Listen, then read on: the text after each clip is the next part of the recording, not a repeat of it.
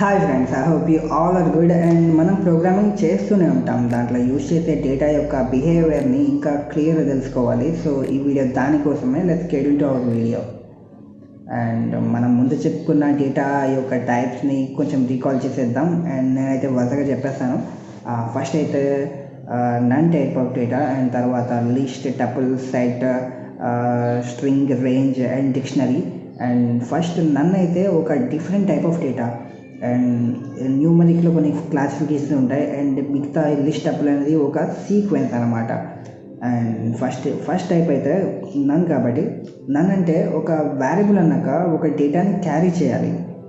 ఆ డేటా బట్టి మనం ఆ డేటా యొక్క టైప్ని డిసైడ్ చేస్తాం. అండ్ ఈ కేసులో అయితే ఈ వేరియబుల్లో ఏ డేటా ఉండదు.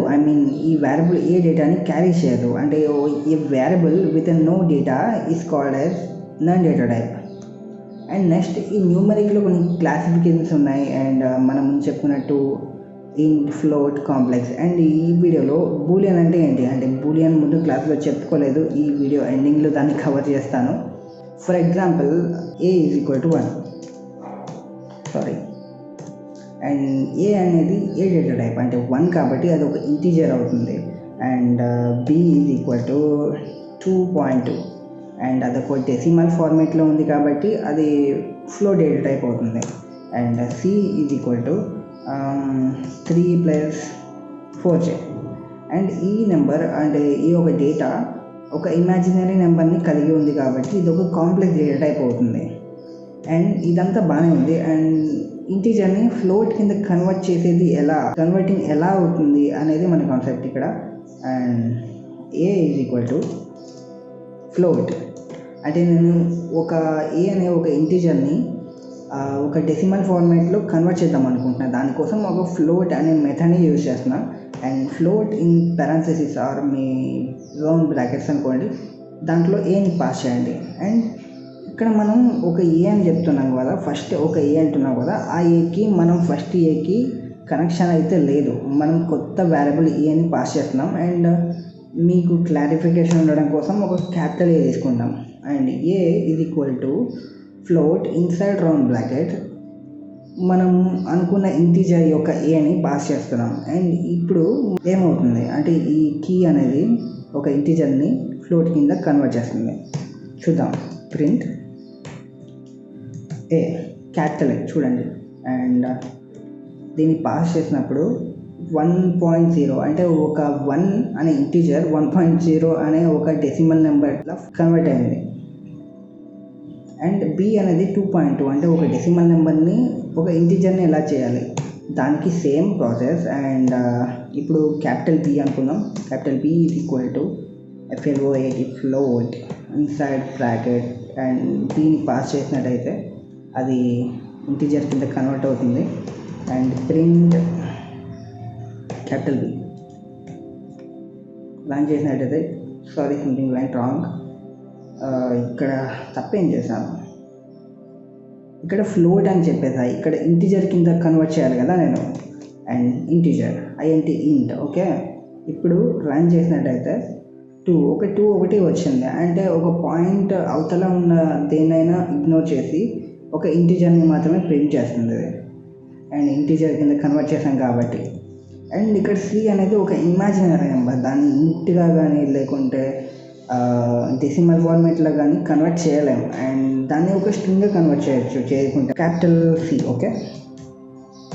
Capital C equal to string కింద చేస్తున్నాం. స్ట్రింగ్ STR అంటే స్ట్రింగ్ అని ఓకే. దీంట్లో నేను సిని పాస్ చేస్తాను. And print capital C